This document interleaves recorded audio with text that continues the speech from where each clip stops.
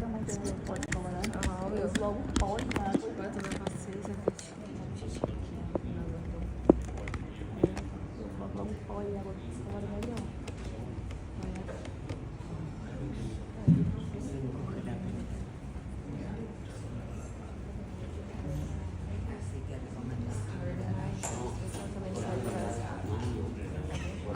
As ventiladoras, eu uso ventilador, nem serve. Só pra calor. O ventiladorzinho, coitado, não aguenta mais. Estás morando, mas Azul, la otra. não é que tem zona pra Una locura personal. Aqui deve fazer. morava para onde eu Y la mamá de la otra, medio lo va a conocer. Metiendo. Claro. Un patito. Sí, tienes que tener. Otra no te queda.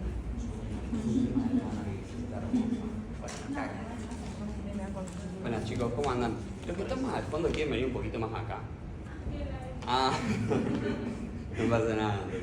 Yo le decía para que estemos más cerca, así no tenemos que gritar. Pero se escucha bien. Ah, dale, dale.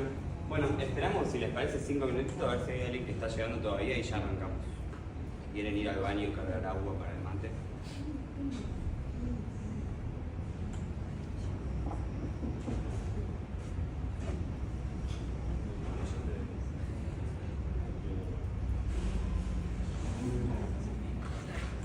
Cualquier cosa me mandan un mensaje. Pregúntame. Yo no sé. Dale.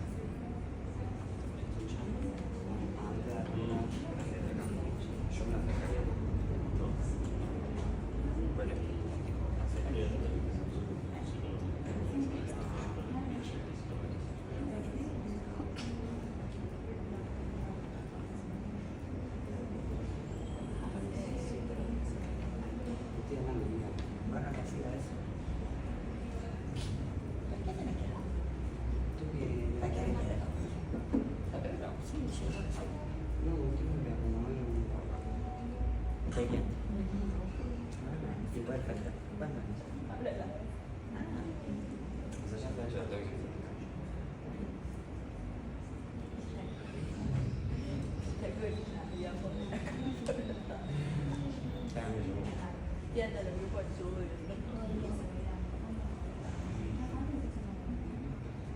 ¿Para qué lo habíamos hecho eso? Íbamos a hacer una clase de eso.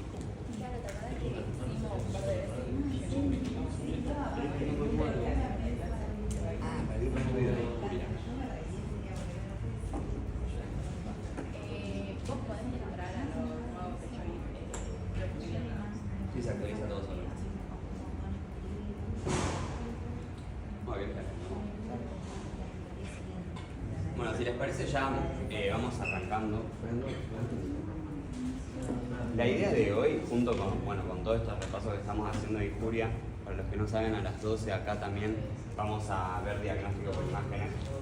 La idea es que tengan como un paneo general para complementar un poco. Los que ya tuvieron fármaco, laboratorio de fármaco, reforzar esos contenidos. Los que no lo tuvieron, que tengan un primer pantallazo para no estudiar solos en casa nada más.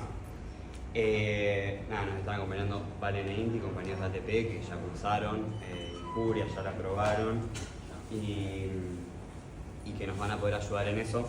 La idea, lo que vamos a ver hoy, es principalmente farmacocinética, que es como lo más respectivo quizás a las primeras unidades, porque después cuando hablamos de farmacodinamia, que es el mecanismo de acción de los distintos fármacos, lo vamos a ver más adelante con los fármacos que usamos en los distintos tipos de patologías y demás. Farmacocinética sí quizás es como más general y nos habla un poco quizás de qué es lo que hace nuestro cuerpo con el fármaco, no el fármaco con nuestro cuerpo. Metimos igual como una cuestión muy general de farmacodinamia para que se vayan con eso también. Cualquier duda, obviamente, levantan la mano, van preguntando. La idea es que sea una clase participativa, que se puedan sacar todas las dudas. Y bueno, eso. Pregunta nomás.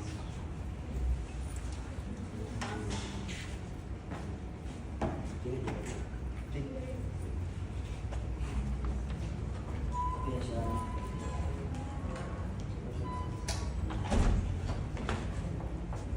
¿Se ve el power ahí? Sí. Está medio clarito. Bien.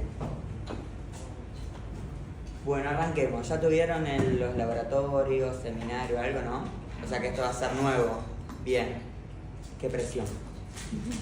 Bueno, como dijo Gaspi, vamos a hablar un poco de farmacocinética y farmacodinámica, más que nada farmacocinética. Pero en primer lugar vamos a estudiar o definir qué es la farmacología en cuestiones generales. Bueno, lo que hace la farmacología es básicamente estudiar los fármacos, o sea, las acciones que tienen los fármacos sobre nuestro organismo. O sea, ¿por qué nosotros el día de mañana, pues básicamente vamos a trabajar con fármacos, vamos a prescribir un fármaco? Bien. Bueno, esto seguramente lo hayan visto si vieron alguna clase o la clase que está grabada en el campus. En primer lugar, diferenciar droga, fármaco y medicamento no son todo lo mismo.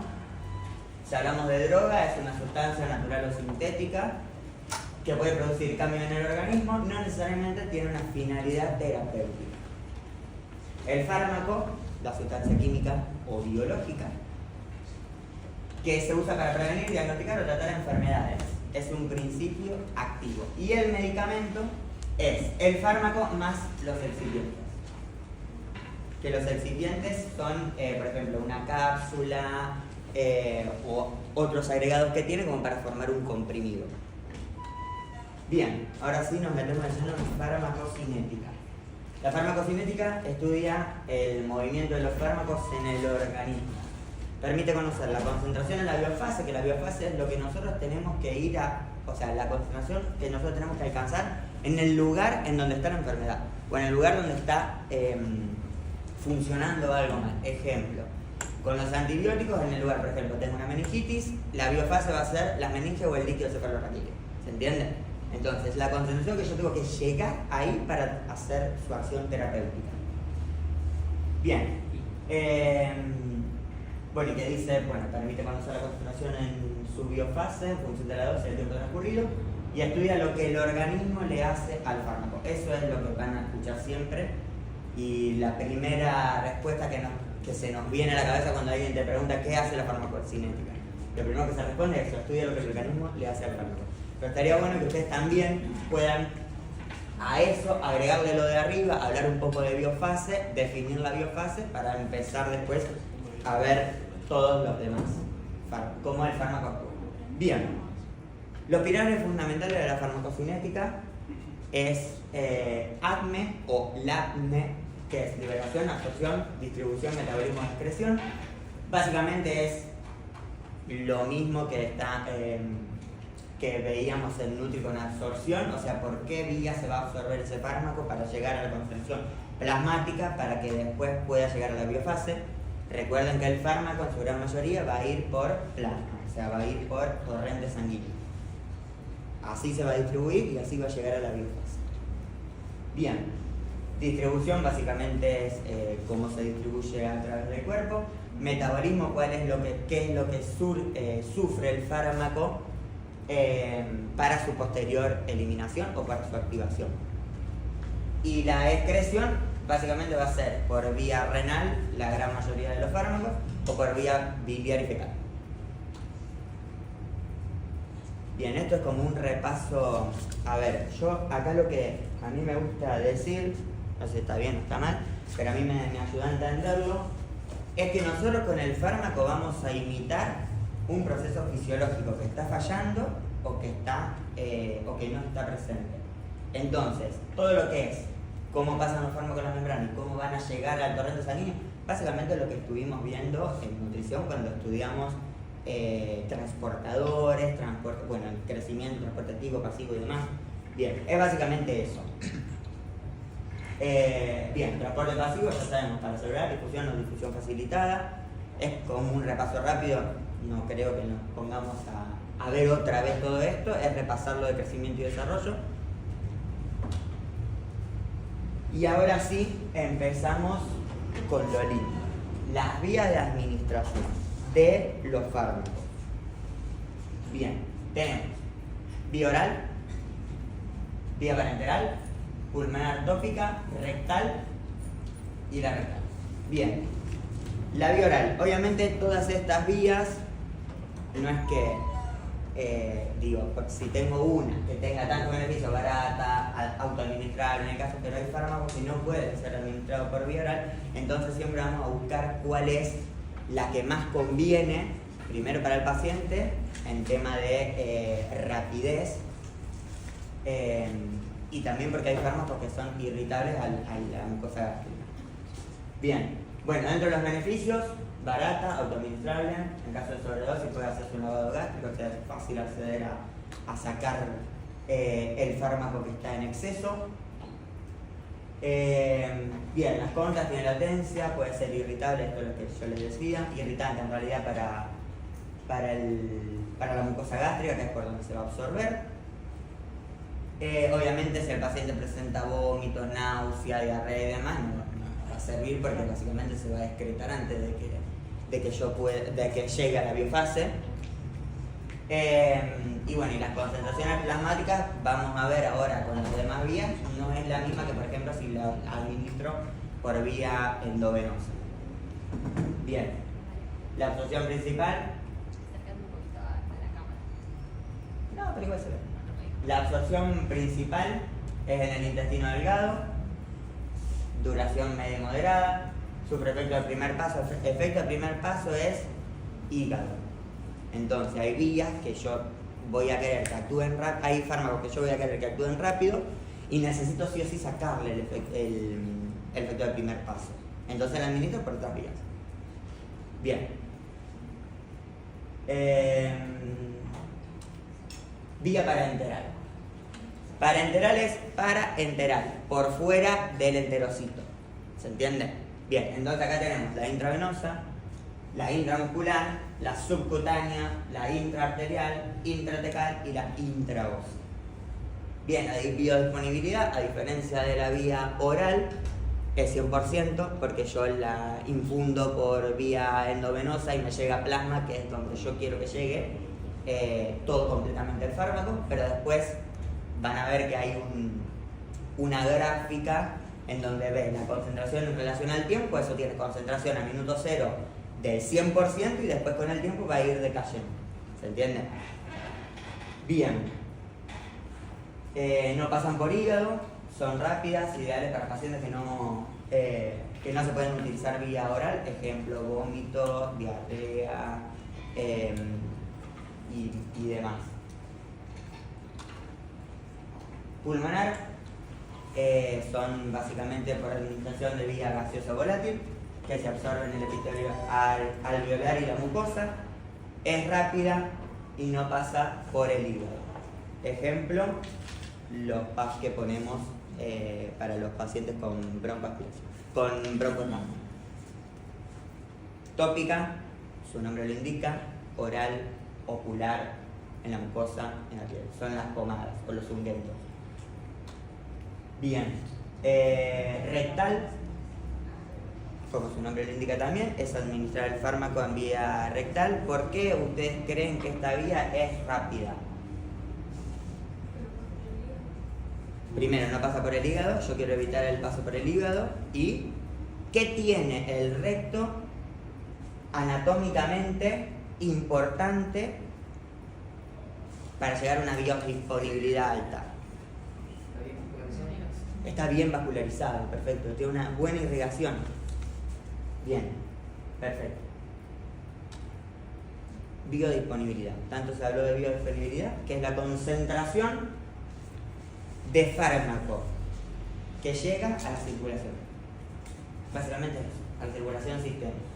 De manera inalterada, porque directamente ya ha sufrido otros pasos, yo necesito tener una biodisponibilidad alta para que me llegue a la biofase. ¿Se entiende? Por eso es concentración dependiente. Bien, bueno, la fórmula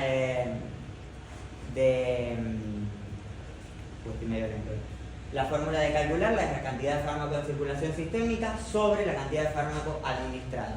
Y ahí yo puse, puso el porcentaje de biodisponibilidad endovenosa o intravenosa, 100%, subcutánea, el 75%, intramuscular, 75% también, y la vía oral es del 0.05%. Miren la gran diferencia que hay entre la vía endovenosa y la vía oral. ¿Se entiende? Bien, absorción. Como en nutrición, proceso por el cual, en este caso el fármaco, pasa desde el sitio de administración, ejemplo, viene por vía oral, pasa por intestino, llega al enterocito, se absorbe. Esa absorción por membrana vasolateral, en realidad sí, por membrana basal, se absorbe al plasma. Obviamente utiliza mecanismos de traspaso de membranas y va a llegar a circulación sistémica. Dentro de los factores que influyen, obviamente, lo mismo que hablamos en nutrición cuando hablamos de absorción. La liposolubilidad, sabemos que la membrana es fosfolipídica, entonces más liposoluble es el fármaco, más rápido atraviesa y más rápido pasa a concentración. Plasmática, la ionización del fármaco o de la molécula en realidad, el peso obviamente, las moléculas pequeñas van a atravesar más rápido que las moléculas más grandes. La superficie de absorción, obviamente no es lo mismo darle un fármaco a una persona que tiene las vellosidades intestinales alteradas, como por ejemplo un celíaco, que un paciente que tiene la mucosa indemne. El flujo sanguíneo, obviamente, por esto de que si no te llega agua en donde vos necesitas absorber el fármaco, básicamente no se va a poder absorber. El tiempo de contacto, o sea, cuánto tiempo pasa entre que el fármaco está en contacto con las microvellosidades por donde se absorbe, la fórmula farmacológica y los alimentos. Hay alimentos hay fármacos que lo podemos administrar, por ejemplo, con jugos cítricos para que se absorban el doble, y hay alimentos que comiendo el fármaco va a retrasar su absorción. Por ejemplo, la levotiroxina. La levotiroxina se administra en ayunas porque tiene mayor absorción. En cambio, si nosotros le mandamos comida al paciente, básicamente la absorción es mucho menor. ¿Se entiende? Bien. Distribución. Proceso por el cual el fármaco sale del compartimiento intravascular y se reparte por los tejidos y órganos. Creo que no hay nada que aclarar acá. O sea, la distribución es, estoy en plasma, tengo que llegar a la biofase. La biofase, obviamente que hay fármacos que obviamente son selectivos, pero la distribución es por todo el cuerpo, ¿se entiende? Por eso necesito concentraciones que me permitan que ese fármaco llegue bien o que su distribución esté bien para llegar a la biofase. Bien.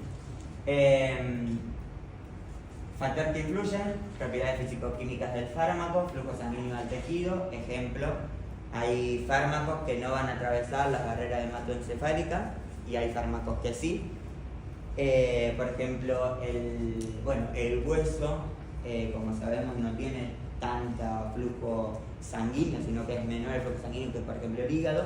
Entonces los fármacos van a ser diferentes. Y bueno, ahí están las barreras biológicas, aquellos que pueden pasar por la membrana plasmática y obviamente que si un fármaco pasa a la membrana plasmática tenemos que tener en cuenta que ese fármaco puede actuar sobre el feto. Bien. La unión a tejidos y la unión a proteínas plasmáticas. Obviamente cuando decimos que un fármaco está unido a proteínas plasmáticas no es el fármaco libre que nosotros nos va a actuar, es lo mismo que una hormona. La hormona que va unida a proteína plasmática no me actúa en el sitio. Sí o sí, la hormona se tiene que liberar.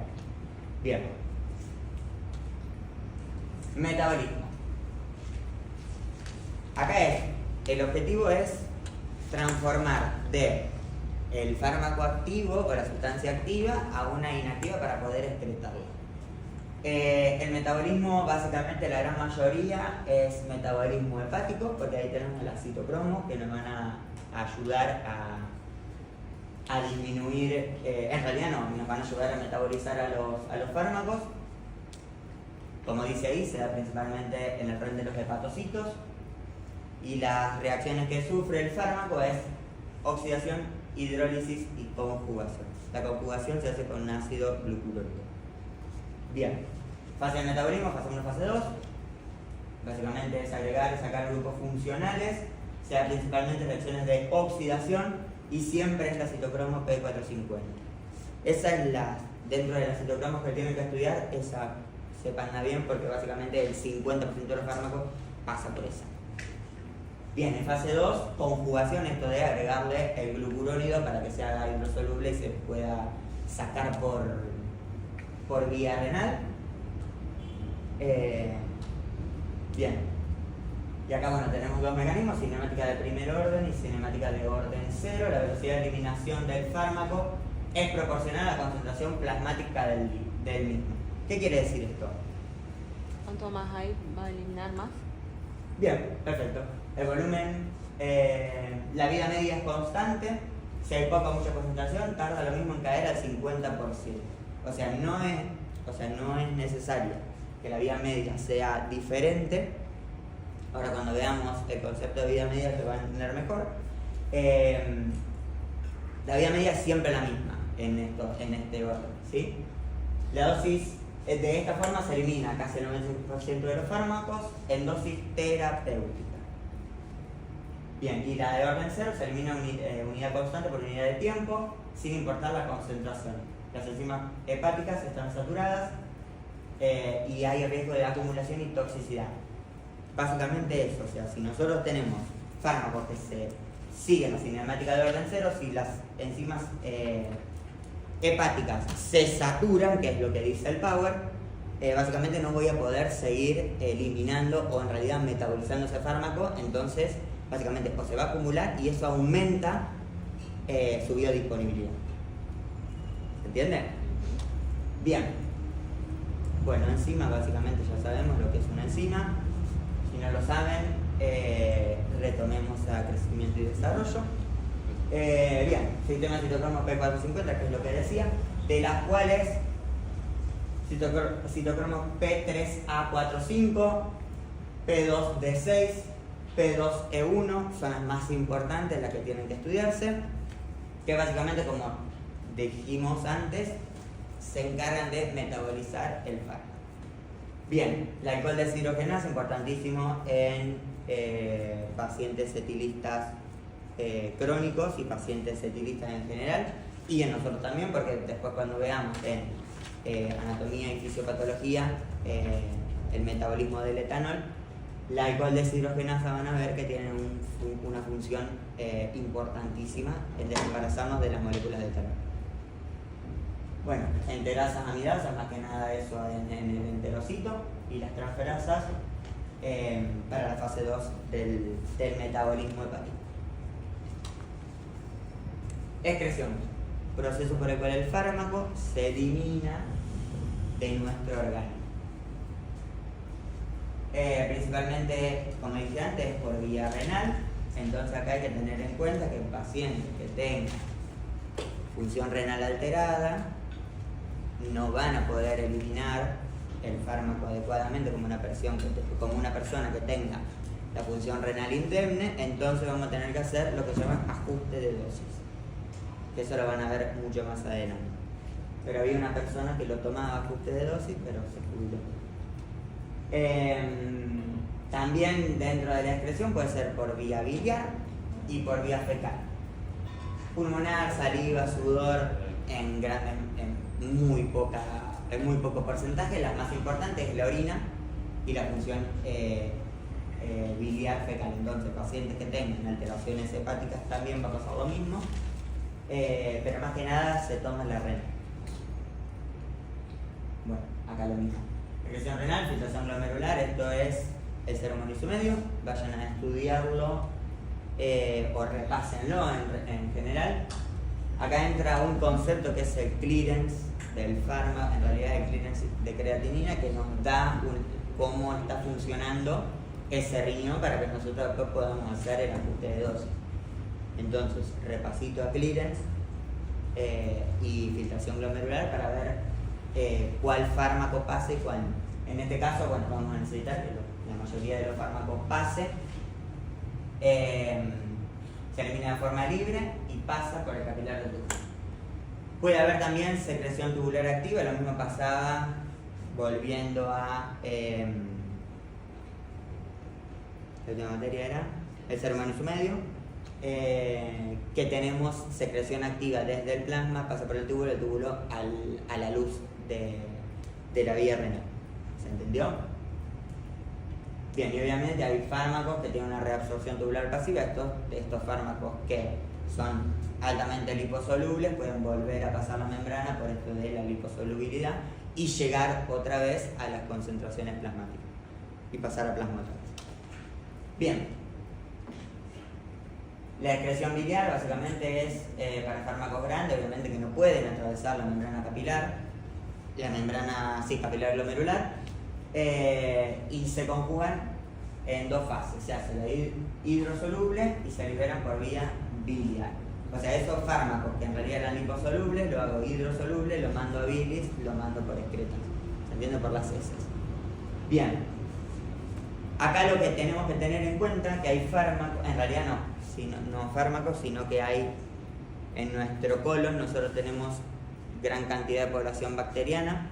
La gran cantidad de población bacteriana tienen una enzima que rompe el enlace del glucurónido y otra vez saca el glucurónido, te queda el metabolito activo o el fármaco, se reabsorbe otra vez y vuelve a concentración plasmática. Eso es lo que se conoce como recirculación enterohepática. ¿Se entendió? Lo capta la vena porta, lo manda al hígado y otra vez lo manda. Bien, parámetros farmacocinéticos. Bien, volumen de distribución. Relaciona la cantidad del fármaco en el organismo como la concentración de fármaco en la sangre. Si la concentración plasmática es alta, la droga atrapada en proteínas plasmáticas, el volumen de distribución es bajo. Si la concentración plasmática es baja, que la droga se fue, de la sangre a los órganos, el volumen de distribución es alto. Esto quiere decir que si la concentración, vamos otra vez. Bien, la concentración plasmática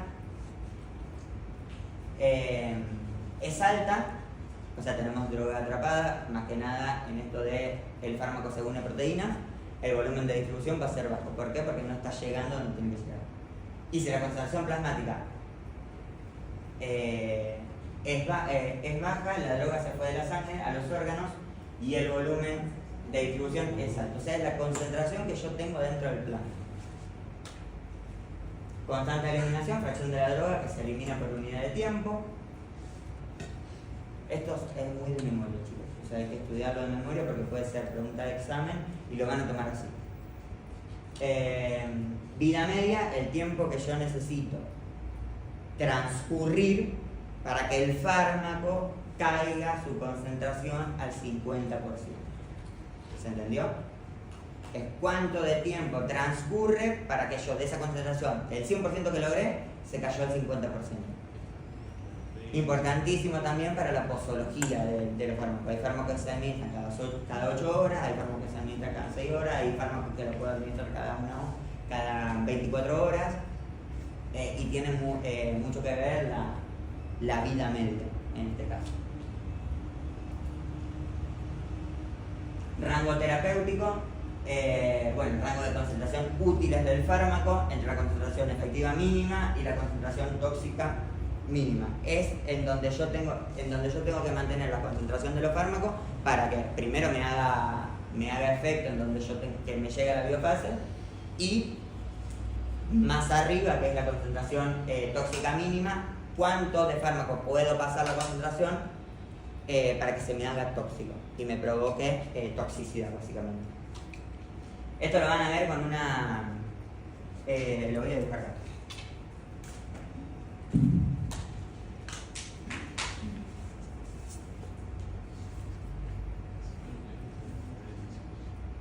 Bien, yo acá tendría la concentración efectiva mínima. Profe, Sí. perdón, una consulta. ¿Esto con respecto al ser, vendría a ser la DL50 o no? No lo recuerdo. Dosis letal 50. La dosis letal 50. Esa más que nada para los tóxicos. Los tóxicos, ¿no? Sí. Listo. Bien, y acá tengo la concentración tóxica mínima. Y esto acá es el rango terapéutico.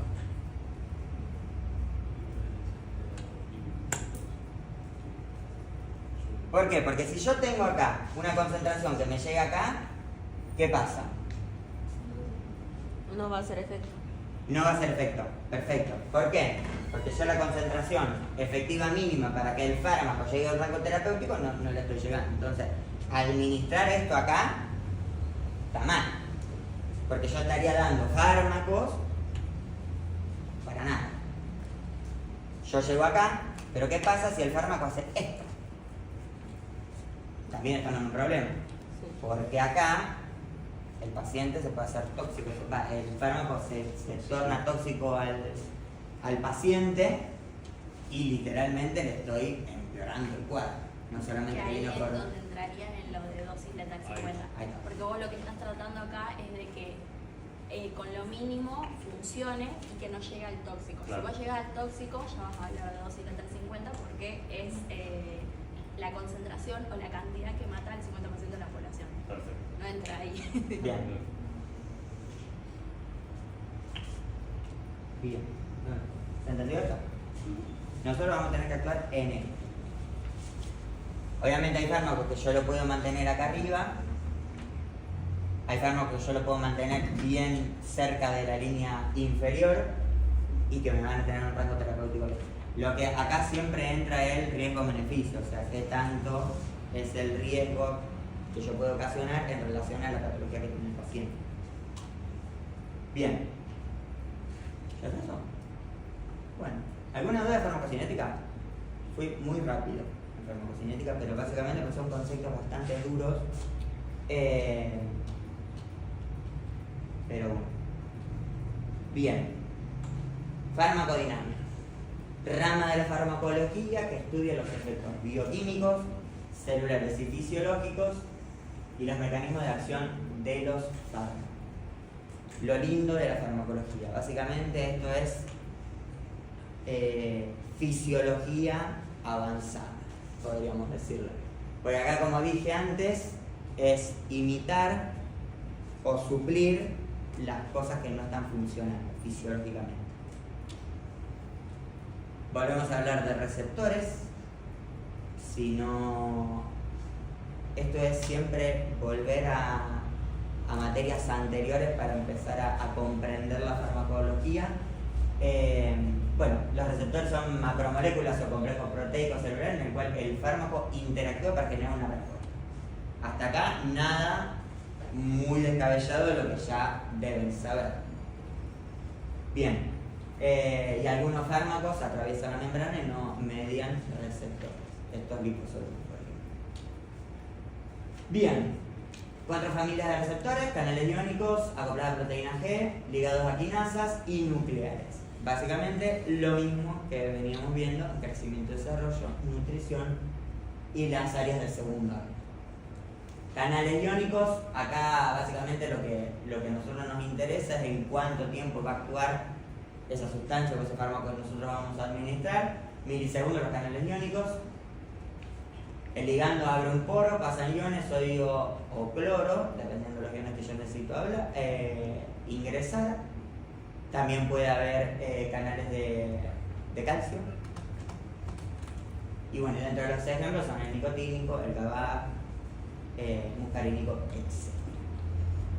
Bien, segundos a minutos tenemos los acoplados a proteína G. Recuérdense que la proteína G tiene 3 dominios transmembrana y tenemos GI, GS y GQ. Es activada por segundo mensajero, recuerden la adenohidrato ciclasa, el AMP cíclico y la fosforilación de las proteínas para poder ejercer su función.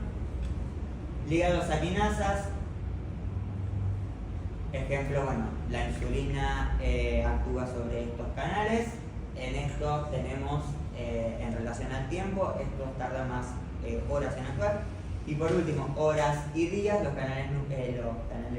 receptores nucleares, que son intracelulares y regulan la transcripción génica. Básicamente lo que hacen los esteroides. Los fármacos esteroides ingresan a la membrana, se activan los receptores intranucleares, se pegan al núcleo, al ADN, el ADN hace una transcripción y cambia la función de la célula.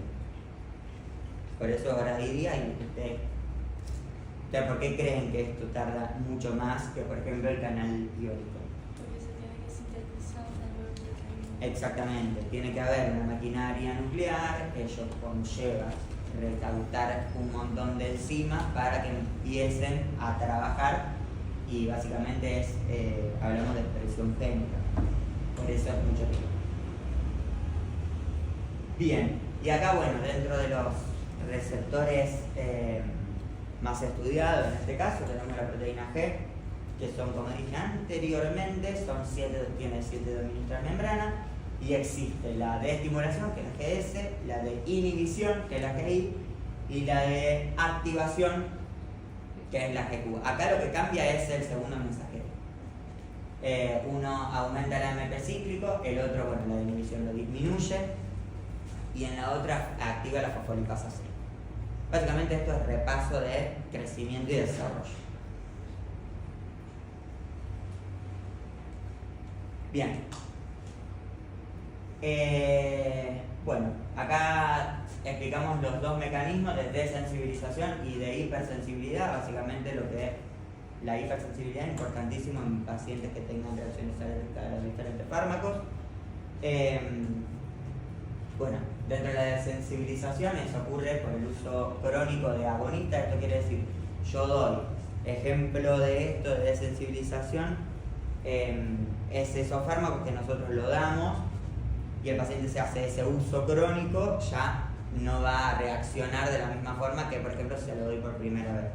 Eso es desensibilizar al receptor del fármaco. Ejemplo, la menor respuesta del salbutamol en el asma, en donde yo tengo que volver a escalar a otro fármaco que me genere la misma acción, o sea, la misma respuesta, pero con otro fármaco, con otro mecanismo de acción, o con otro fármaco un poco más fuerte.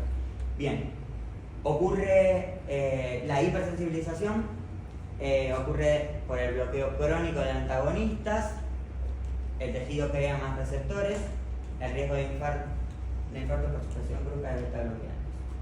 Bien. Básicamente el tejido ve que hay mucho fármaco disponible, aumento la cantidad de receptores y por ende la respuesta va a ser exacerbada, por eso se hipersensibiliza. Bien, acá hay conceptos claves de afinidad, eficacia y potencia, no son lo mismo, esto es tema de pregunta de examen. ¿Cómo definimos la afinidad? La capacidad de unión que tiene ese fármaco por su receptor. Lo mismo que en sistema endócrino. Reacciona a un receptor específico y forma enlaces. Básicamente eso, la afinidad. ¿Cuánto de este fármaco me es afín con este receptor? Y entonces la respuesta va a ser adecuada. La eficacia, la capacidad de activación, genera una respuesta celular máxima una vez unido. Puedo tener fármacos que son afines a un receptor, pero la eficacia de ese fármaco no está disminuida, en realidad no es muy habitual que pase porque por algo estoy dando un fármaco eficaz, un fármaco con alta afinidad, pero puede pasar que la activación no es o es menor que, por ejemplo, comparado con otro fármaco de la misma familia. Y la potencia es la eficacia de la dosis y alcanza el mismo efecto utilizando una menor concentración. ¿Se entiende esto? No, vamos a la vez. Es la eficacia de la dosis que yo le estoy dando al paciente. Yo le administro una dosis, cuánto de ese fármaco es eficaz para generar el efecto que yo estoy deseando. Alcanza el mismo efecto utilizado, una menor concentración, desplaza a la izquierda la curva. Ejemplo, tengo dos fármacos en donde uno tiene mayor potencia que el otro, voy a dar el que mayor potencia tenga. ¿Se entiende? Porque yo con concentraciones menores de ese fármaco voy a generar el mismo efecto. Entonces acá voy a estar dentro del rango terapéutico. ¿Se entiende? Bien. Índice terapéutico, esto es lo que explicaba Inti antes. Esto de manejarnos siempre entre la dosis terapéutica, entre el rango terapéutico y no llegar a la dosis letal. ¿Se entiende? Ahí hay un ejemplo en donde la dosis terapéutica es de 100 miligramos y la dosis letal 400 miligramos. Básicamente es cuántos fármacos, o sea, cuántos miligramos de ese fármaco va a ser letal para el paciente. ¿Se entiende? Bien.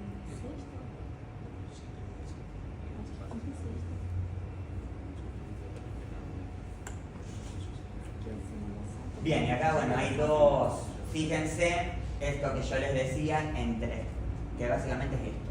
O sea, volver a esta.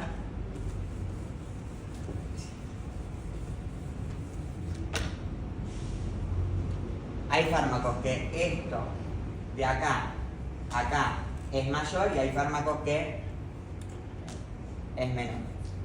Entonces, acá nosotros vamos a tener que tener mucho más cuidado en los fármacos que vamos a administrar. Ejemplo, tenemos el litio, que la dosis terapéutica y la dosis letal o la dosis tóxica en este caso es muy estrecha, entonces hay que tener cuidado con esos fármacos de administrarlos.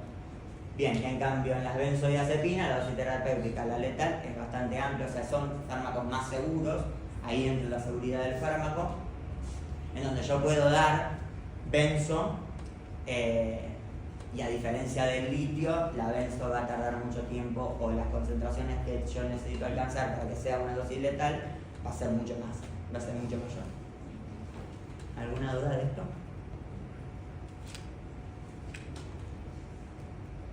Fin.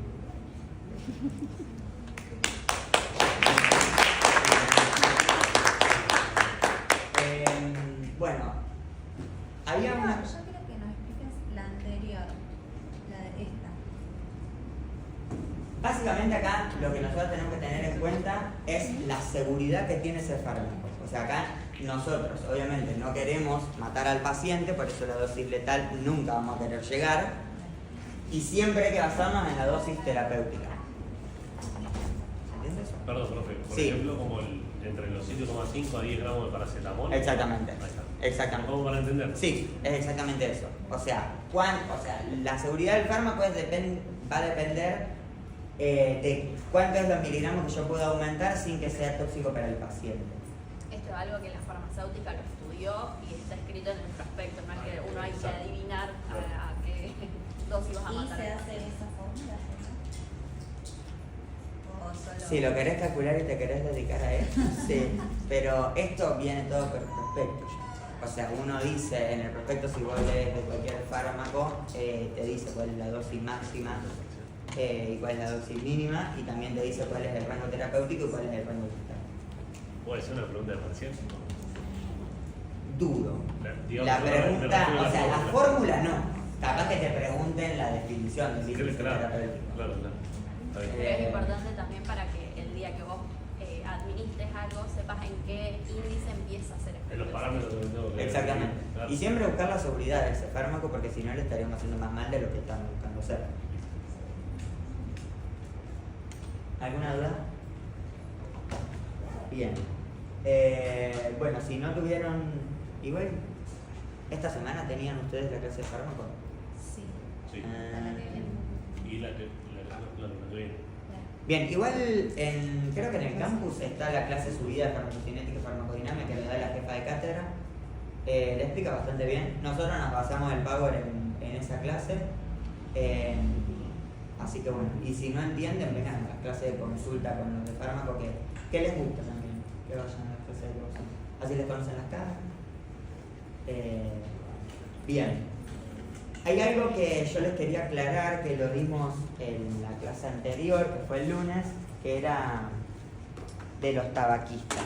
¿Cuándo consideramos que, o cómo hacíamos el cálculo de si era un tabaquista de jerarquía o era un tabaquista ocasional?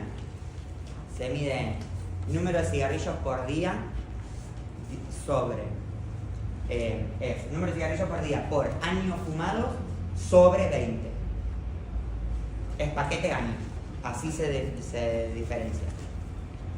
Entonces yo tengo que sacar cuántos cigarrillos por día fuma esa persona, por cuántos años fumó, sobre 20. 20, ¿por qué? Porque la cantidad que viene un paquete. Porque es una cantidad, claro, exactamente. La cantidad que viene en el paquete. ¿Se entiende?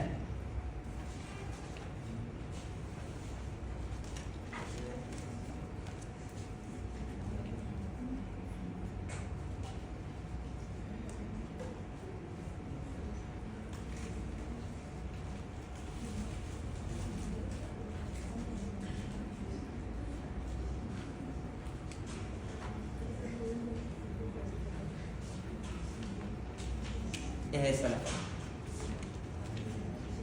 ¿Alguna duda? Si una persona no sabe, si digamos, en promedio lo pongo como jerarquía o alguna. No, te voy a decir, fumo, no sé, 10 cigarrillos por día hace 20 años. Y vos ya ahí la- Pero si ella no me sabe decir cuántos fuma. Le tenés que Pregunta, fumar cuántos ayer cigarrillos. cuánto te fumaste. Claro. Hoy Igual cuánto los te cigarrillos por fumaste. día te reís. ¿Sí? O sea, Claro, sí. se lo Ah, sabe. me quedo pensando, si Sí, yo sí, fumara sí. capaz no sabería. Si Sí, me sí, sí, preguntan. te lo van a decir. O sea, Te vos le vas a dar decís. cuenta porque vas a gastar Y si no te lo dice, vos le decís 1, 2, 4, 20, 50, lo exagerás y ahí te dice, no, doctor, ¿Cuánto te menos. dura el atado por semana, por ejemplo? Y vos sabés que el atado tiene 20, más o menos te calculás. Y Digo, hay eso algo pues- que les dicen a los que, para preguntar, por ejemplo, cuánto beben, Claro, es que eso- vos exageras. eso- Si eso te yo- tomas 2 botellas por día, no, te voy a decir. Y ahí empezás a bajar hasta que llegás. Claro. Entonces, si exageras, el paciente termina diciendo cuánto es lo que hace. Claro, había escuchado eso se llaman del alcohol, que en general suelen De última, si Sí. te La fumas mayoría- 40 cigarrillos por día, no, te voy a decir, 20. Lo mismo que las drogas de consumo recreativo, o sea, no tengan miedo de preguntarlo, pregúntenlo. Ajá, ¿Qué fuma? ¿Cigarrillo, marihuana? claro. Pregúntenlo. Vapor. Ahorita Tal cual. está muy de moda. Siempre pregunten eso. O sea, no tengan miedo de preguntarle al paciente. ¿Y sería de jerarquía, por ejemplo, si fumara vapor? No. Acá siempre, vos siempre pensás que vos estás preguntando algo como factor de riesgo. O sea, obviamente, dentro de los factores de riesgo, es más importante el tabaquista que el vapor. Porque el tabaco tiene Igual eso porque no nicotina. hay estudios ¿Cómo? todavía. Es porque no hay estudios, porque el vapor es peor que el Claro, tabaco, sí. que el pucho.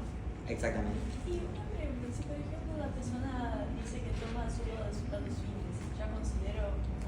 Bueno, eso depende. La OMS lo clasifica, creo que son 350 mililitros de alcohol por día, que sería una cerveza, porque también depende de la graduación alcohólica, se considera alcohólico. Pero si la persona todos los fines de semana se da vuelta, es considerado un alcohólico también. Aparte hacen síndrome alcohólico agudo y Claro. termina en coma alcohólico. Eso es muy variable, pero por ahí si te guías por la OMS, para un examen está bien. Después, bueno, verás, tantearás el día de mañana como médico cómo tomas eso. Bien, la semana que viene no, porque hay elecciones, pero la próxima podríamos empezar a hacer algo de semio tipo motivo de consulta generales, tipo fiebre, disnea, tos y demás. Así que bueno, lo hablaremos y lo haremos. Con respecto a las elecciones, las actividades siguen normal. Las actividades académicas siguen Seminario, normales. maratón, Sí, claro. lo mismo. Es todo igual, no se para la fase. Por eso. Sí, lo que sí nos pasaron es que el congreso no lo podemos hacer, no sé si alguien se inscribió, lo vamos a hacer para la siguiente semana. El encuentro de formación en salud, que era 6 y 7, no lo podemos hacer porque básicamente no nos dieron las aulas. Lo pasamos directamente para el sábado 11. Es lo que se hacía el 6 y el 7, se hace todo en un mismo día. Desde las 8, creo que a las 18.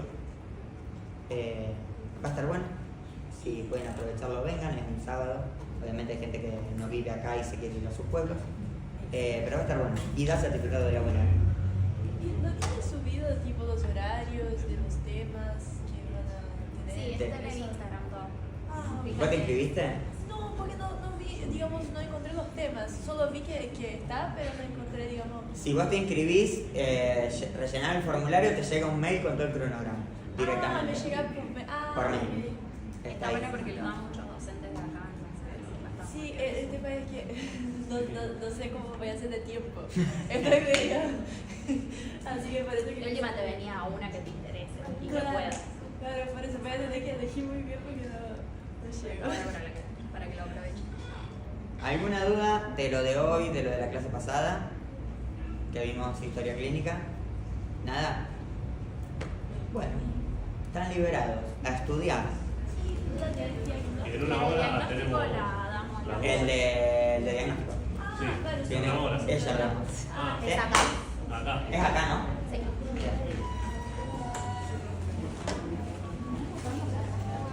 Chao, nos vemos. Te traje... Adiós.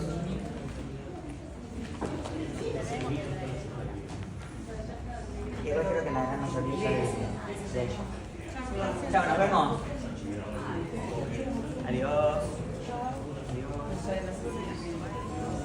Yo pensé que te iba a encontrar acá, pero Voy a apagar. fíjate, no tuve tiempo de separar, pero acá tiene otras producciones, pero están muy buenas. O sea, fue las que usé, las hice yo. Y por ejemplo, acá, fíjate, a ver si te interesa. Chao, nos vemos.